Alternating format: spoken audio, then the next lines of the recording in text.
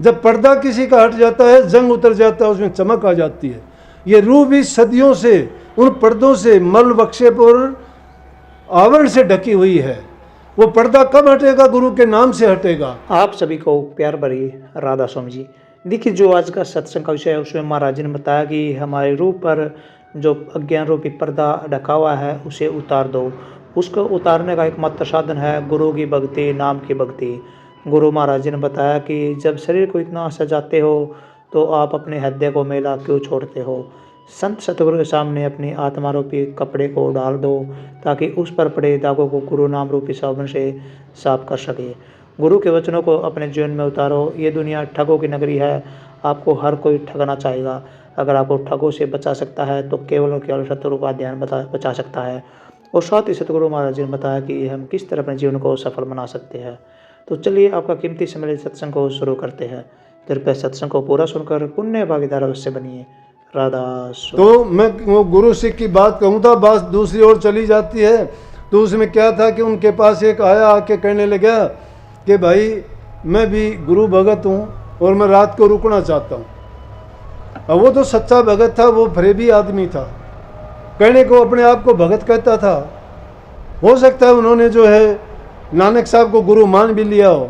जब उसने सुना कि ये गुरमुख है और ये भी अपनी लाइन का आदमी है, कोई बात नहीं, उसने उसको घर में रहने की कह दिया कि रात भर में रुकूंगा। बोला कोई नहीं, रुको। आराम से रात भर रुका, उसको अच्छा बिस्तर दिया, अच्छा खाना दिया। जैसी टहल होती है, सेवक तो अपना सर्वस्व दे देता है। और जब उसको गुरु का भगत मिल जाता है, गुरु के देश से आया हो, गुरु से मिल के आया हो, गुरु से बात हुई हो, तो जब वो कही है ना, ब्याही से ब्याही मिले तो मिले सैन में सैन, ब्याही से कुंवारी मिले तो फीके लागे बहन। अब गृहस्थी आदमी गुरुमुख से मिलता है तो उनको रस नहीं आता। क्यों? सत्संगी आदमी तो गुरु की, सत्संग की, भक्ति की, नाम की, सुमन की, भजन की, ध्यान की, अभ्यास की बात करेगा, प्रभु के गुणगान करेगा। और जो दूसरा आदमी है उनको वो रस फीके लगेंगे, उनको उन बातों का ज्ञान नहीं है। लेकिन दोनों अगर गुरु भक्त मिल जाते हैं तो उनका दूसरा जिक्र ही नहीं होता।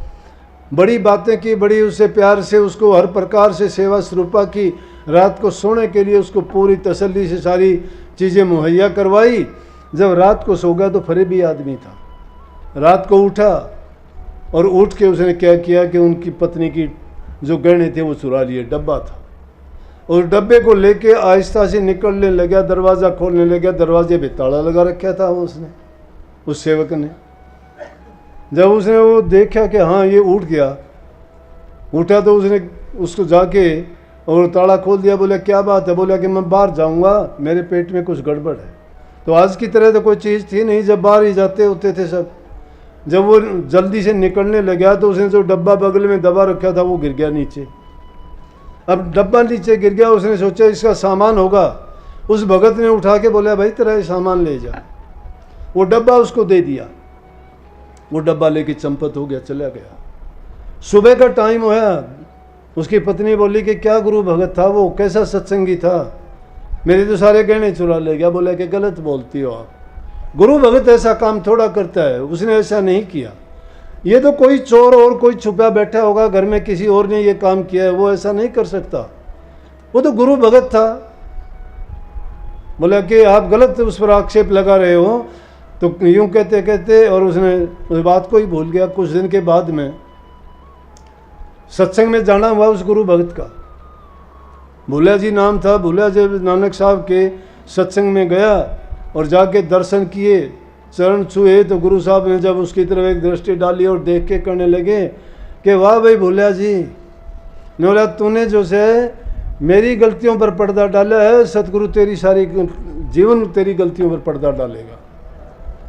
बोला कि तूने मेरी गलतियों पर, उन्होंने अपनी गलती क्यों मानी कि जिन्हें मेरे नाम को लेके बदनाम करने की कोशिश की, तूने उसको ढक दिया, तूने उसके पर्दे लगा के ढक दिया उसके ऐब को, तेरे ऐब सतगुरु ढकेगा। नानक साहब ने उसको ये हुक्म दिया। गुरु भक्तों की तो ऐसी नीयत हो जाती है कि वो अगर उनकी ये दूसरी तरह हम इसको कह सकते हैं कि मालिक की रजा में राजी रहते हैं। नामदेव ने अनेक बार ऐसा किया।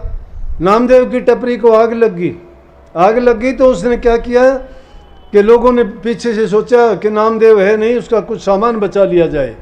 उसका सामान बचाने लगे और जाके किसी ने बता दिया कि तेरे घर को आग लगी। नामदेव जी आए। नामदेव जी हर चीज़ में परमात्मा का रूप देखते थे, क्या पत्थर में, क्या पानी में, क्या मिट्टी में, क्या पेड़ में, क्या जीव में, क्या कीड़ी मकोड़े में, क्या इंसान में, क्या पशु में, क्या कुत्ते, क्या बिल्ली में। जिसको भी देखते उसी को प्रभु का रूप मानते थे। तो उन्होंने क्या किया, आके जब देखा तो घर में आग लगी हुई है, लोग आग बुझाने की कोशिश कर रहे हैं, कुछ सामान बचा के रखा है। नामदेव जी आए और अपना सामान अग्नि में फेंक रहे हैं, और अग्नि में फेंकते फेंकते कह रहे हैं कि राम जी आपको प्रभु जी अच्छा नहीं लगा क्या, ये किस लिए आपने बचवा दिया, लो ये भी लो। और वो भी उठा के वापस अग्नि में डाल दिया। जिनकी वृत्ति ये हो जाती है, जो हर चीज़ में उसे प्रभु के रूप को समझते हैं, जानते हैं, उनसे प्रभु कभी अलग नहीं होता है। हम तो उन वस्तुओं से चिमटते हैं जो नाशवान चीज़ें हैं। इसलिए ये बात इसमें जो खोल के कही कि दुनियादारी में जो चीज़ हमारे रिश्ते बने हैं, ये रिश्ते हमारे कोई काम के लायक नहीं है। हाँ, दुनियादारी चलाने के लिए, हमारी ज़रूरतों को पूरा करने के लिए एक दूसरे के पूरक हैं। कोई किसी को अनाज देता है, कोई किसी को कपड़ा देता है, कोई किसी को मटके देता है, तो कोई किसी को दूसरे बर्तन देता है। ये हम एक दूसरे के अपने कर्म करके उनकी जो ज़रूरत से संसार में जिन चीज़ों की उनकी पूर्ति ज़रूर करते हैं। इन चीज़ों के लिए हम उनके वो नहीं हो सकते। अरे उस प्रभु के गुणगान करने भूल जाते हैं जो हमें अनगिनत तोहफे जिसने दिए हैं। देखने के लिए आंखें दी, सुनने के लिए कान दिए, काम करने के लिए ज्ञान इंद्रियां, कर्म इंद्रियां दी, और उसके अलावा उन्होंने ये भी साथ साथ बता दिया कि तू इसी रूप में मुझे भी प्राप्त कर सकता है। तू जब जी चाहे 84 लाख का चक्कर काटते काटते जब ये जीव दुखी हो जाता है, तो प्रभु की ओर से ये अवसर दिया जाता है इस जीव को, इसके नेक कर्मों का फल जो पिछले जन्मों में किए जाते हैं, किसी न किसी रूप में एक बार बख्शिश रूप में इंसान को मिलता है।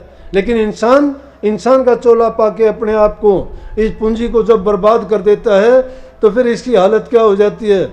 साहूकार की पूंजी लाया देनी नाए बेचारी, आगे की तेरी पड़े तू उठ गिर कोडी नहीं उधारी। कोडी उधारी नहीं मिलती दोबारा से। साहूकार की वो पूंजी लेके आए हो तुम, जिसको बर्बाद करते हो। साहूकार वो मालिक है, ये जीवन रूपी पूंजी हमें सौंपी है, लेकिन इसको हम बर्बाद करते हैं। कैसे उसका मोल चुकाओगे। जो समझदार होते हैं वो तो इसका चौगुना करके जाते हैं, लेकिन मूर्ख अपना मूड भी गंवा देते हैं।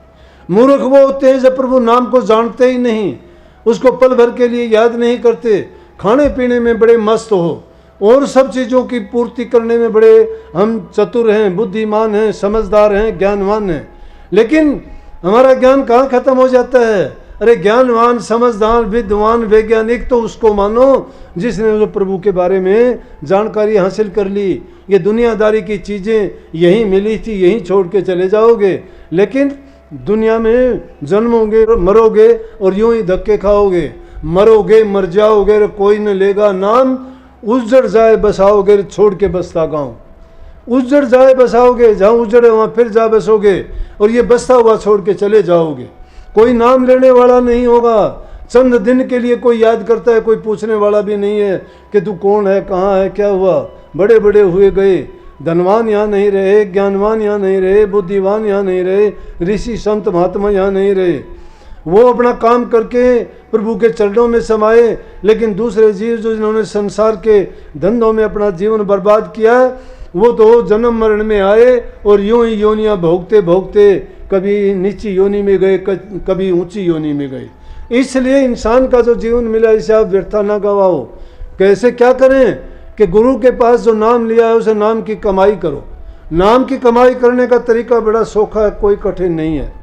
गलत मानते कबीर साहब जैसे संतों ने इतना सुलभ करके बता दिया कि फिर भी उसको हम नहीं जानने की कोशिश करते, प्रयत्न नहीं करते। बातों को तो बहुत लगाते हैं, लेकिन प्रभु की ओर एक पल के लिए ध्यान नहीं लगाते।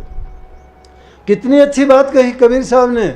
वाणी गौर करके देखा करो कि आपको पूछने की जरूरत ही नहीं रहेगी, वो आपके मन के भावों को जगा देंगी। अज्ञान का जो पर्दा पड़ा हुआ है उसको हटा देंगी। जब पर्दा किसी का हट जाता है, जंग उतर जाता है, उसमें चमक आ जाती है। ये रूह भी सदियों से उन पर्दों से, मल वक्षेप और आवरण से ढकी हुई है। वो पर्दा कब हटेगा? गुरु के नाम से हटेगा। और गुरु का नाम के याद कैसे करोगे? मुश्किल नहीं है। कोई कहता है मेरा मन नहीं लगता, सुनते सुनते भी कई तो आके कहते हैं कि नहीं उल्ला जी मन को कैसे रोकें, इसका तरीका बताओ ना। अरे सारी बातें मन रोकने के लिए तो बताई हैं, सारे काम मन ही तो करता है, मन के ही तो हम गुलाम बन के बैठे हैं। मन जो करता है उसी ओर चल पड़ते हैं, मन जो नहीं करता, मन नहीं चाहता वो नहीं करते। इसलिए कबीर साहब ने अनेक जगह जहाँ कहीं भी कोई भी संशय पैदा हुआ जीव का, उसी जगह उन्होंने कह दी। उन्होंने तो रामानंद जी को भी कह दिया था, जब शिष्य बनने के लिए गए रामानंद जी ने, बाद में वैसे तो गुरु पहले मान लिया था, और जब विधिवत रूप से उनको जब कहने लगे तो फिर कबीर साहब कहने लगे कि कबीर बात सुनो रामानंद जी, मैं ऐसा वैसा नहीं हूँ, मैं अब अलग ही प्रकार का जीव हूँ। अगर मुझे उसी प्रकार से तो आप मानते और बताते हो तो मैं आपका शिष्य बनूंगा नहीं, मुझे वो भी ज़रूरत नहीं है। जब कही हो गुरु रामानंद जी समझ पकड़ो मारी बैया, कि मेरी बात सोच समझ के पकड़ना। सो बालक गड़िया खेल हम उन जैसे नैया, बाँ पकड़ो तो गए के पकड़ो फिर छुटन की नैया, कि बाँ पकड़ो, मेरी बाजू पकड़ो, अपना बनाओ तो ऐसा बनाइयो कि फिर मैं छोड़ नहीं सकता आपको।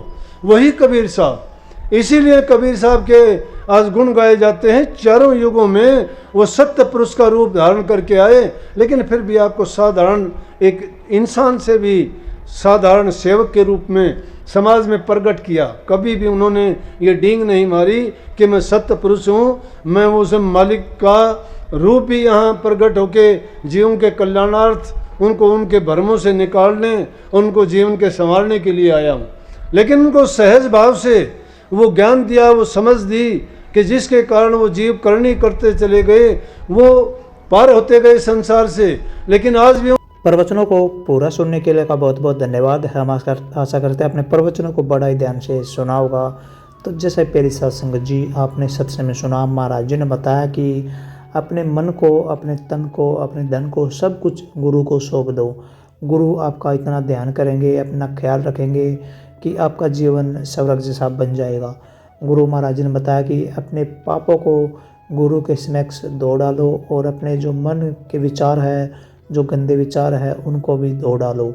महाराज जी ने बताया कि इंसान अच्छे कर्म करेगा तो उसका जीवन वैसा ही पाक साफ पवित्र बन जाएगा। और सच्चे सत्संगी को हमेशा नाम का सुमरण करना चाहिए। जो इंसान नाम का सुमरण करता है उस व्यक्ति के परिवार में सुख शांति आती है। तो कृपया गुरु महाराज जी की इन बातों को आप अपने जीवन में अवश्य उतारिए और अपने जीवन को सार्थक अवश्य बनाइए। और साथ ही अगर आपको सत्संग अच्छा लगा तो कमेंट बॉक्स में राधा स्वामी लिखकर पुण्य भागीदार अवश्य बनिए। मिलते हैं जल्दी एक नए और बहुत ही प्यारे प्रवचनों के साथ। तब तक के लिए आप हमें दीजिए राधा स्वामी।